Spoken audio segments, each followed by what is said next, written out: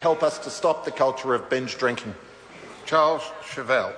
Thank you, Mr Chairman. Mr Chairman, the Select Committee that heard submissions on this bill, I think heard virtually a record number from members of the public and took time to try to listen carefully to those concerns. They were, if you set the industry submissions aside for one moment, and they were numerically limited, almost overwhelmingly as far as the public were concerned, in favour of going for a much stricter regime applying to the sale, availability, pricing, advertising of alcohol.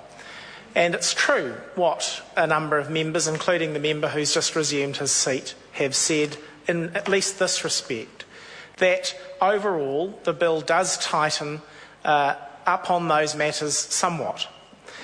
But as I and a number of colleagues who sat on the Select Committee observed during the second reading debate on this speech, and as I think Kevin Haigh and Leanne Dalzell observed, particularly when they made their contributions on this preliminary part of the committee stage debate, that really isn't the point. The point is that we could have gone so much further on so many key issues, and we failed to do so. The member who's just resumed his seat, Mr O'Rourke, and the Minister all mentioned the vote that was held in the House in late August around age.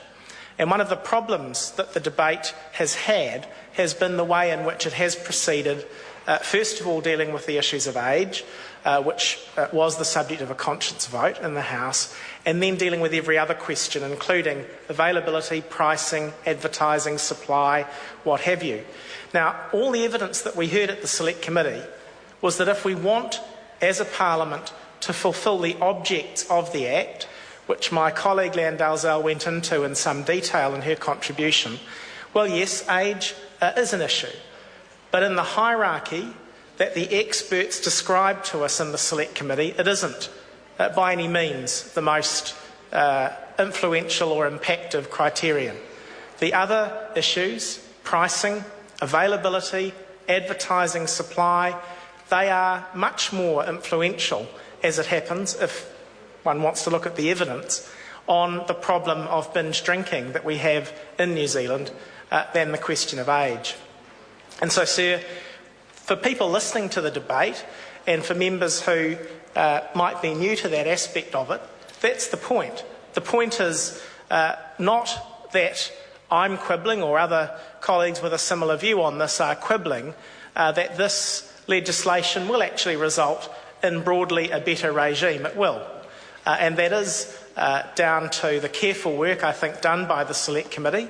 I would join with the member who's resumed his seat in praising those members of the Justice and Electoral Committee who took the time to hear the submissions and to make the recommendations that were made and that appear in the report back that we're considering, sir. I'd also thank the officials for the help that they gave us to try to negotiate our way around some of those issues and to try to make the best possible recommendations that we could in order to bring good legislation back to the House. It is better than what we've got. But the gap between what we could have and what we're going to end up with, if members opposite simply take the government whip, as we've been indicated they will, is profound. And I think, sir, what I'd like to say in my initial contribution in the debate is this. The evidence demands that we take much more seriously some of the supplementary audit papers that are on the table. And my plea, if I can make one to National Party members, is that they do think very carefully about these supplementary audit papers.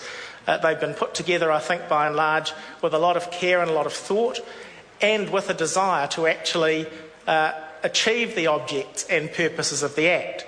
And that's why I want to mention one or two of them now. I'm not going to go into any detail about them, but I think if we are serious about minimising the harm that does come from our binge drinking culture, then we do need to think about some of these ideas. The idea, for example, sir, of lowering the permitted blood alcohol content. Now, there'll be a discussion about the scope of it, but my colleague Ian Lees-Galloway has a supplementary audit paper.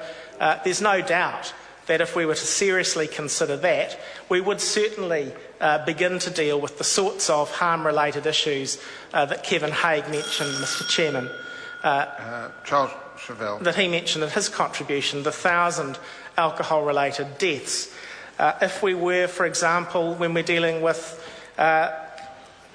local planning issues, to give boards of trustees automatic standing to make submissions about whether or not licensing decisions should be made, given the evidence that we heard at the Select Committee about the harm that flows from locating licensed premises near or on the way to schools, again, we would do a lot to achieve much better than, in a much better manner than the bill as it currently stands, the objects and purposes of the Act. There's been the mention, sir, already in this initial debate about local alcohol policies, and they've been praised, even from the government member who spoke earlier. Well, the problem with them, sir, is they're optional. So a local government entity doesn't have to have a local alcohol policy. And when it does decide to have one, it's going to take many months in order to be able to bring that local alcohol policy into effect. 16 months, I think, is the figure that's given. And when they are chosen to be brought into effect by a particular territorial local authority, they're very restricted as to the matters that they can deal with. They're very restricted as on the face of the Act to the types of matters they can deal with. If we were serious about the object and purpose here, sir, we'd allow them to be much wider than they are. And there are 2 supplementary order papers before us, one in my name that would provide for them to be required by a TLA, and one in the name of my colleague Phil Twyford that would circumvent the time that it will take to bring those local alcohol policies into place as far as the local authorities are concerned. They're both very good measures as far as trying to achieve the objects and purpose of the legislation are concerned. In the same vein, sir, my colleague Leanne Dalzell, as is well known and as the Minister mentioned in her contribution, has a supplementary order paper that would bring in, or at least empower the Minister to bring in, if she so chose, a minimum pricing regime. Now, it's entirely in the Minister's discretion as to how that's designed. It needn't be all doom and gloom and raising prices across the board. It could be a judicious measure if it were designed well. When she was on her feet, the Minister told us that she had a report purporting to indicate that the Scots, who, as we know, have put in place a minimum pricing regime, have suspended that regime. Well, sir, we can all produce evidence about minimum pricing regimes. Only 2 weeks ago in Australia there was a report very strongly advocating that the only way in which Australia would be able to deal with its binge drinking culture in a meaningful fashion would be, amongst other things, to bring in a minimum pricing regime for alcohol. The evidence is by no means in the overwhelming way that the Minister would have us believe.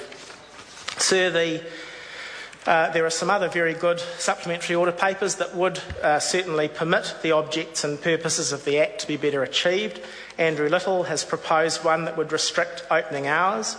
Ian Lees-Galloway has another one that would restrict the advertising and sponsorship regime, one of the biggest obvious failures that the bill would make if it's enacted in its present form. There's one in the name of David Clark that would restrict advertising that's specifically targeted at young people. My colleague Phil Goff has a very good one that would make restrictions on the availability of RTDs. Now again, we know from the Select Committee evidence, RTDs, they're sweet, they're sugary, they're ready-made, ready-prepared. If members mean what they say and what they've said in the House already about trying to promote responsible drinking amongst young people, there's something that it's obvious, according to the evidence, ought to be dealt with, again, in respect of achieving the objects and purposes of the legislation. That is a supplementary order paper, sir, that the House must consider seriously and independently. And any member who doesn't have a good look at that and think about their vote on it can't be taken seriously about a desire to promote responsible drinking amongst young people. Sir David Clark has a supplementary order paper that would remove the excise tax on low alcohol products, therefore promoting them again via a sensible price mechanism, making them more attractive so that rather than looking at hard liquor options, people are encouraged to look at softer ones.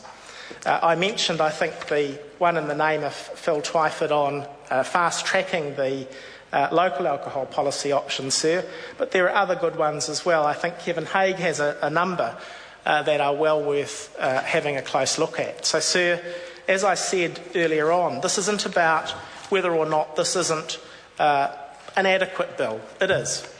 It does make some progress. And as I've said, the various players deserve credit for that. But the point is, sir, it could be so much better.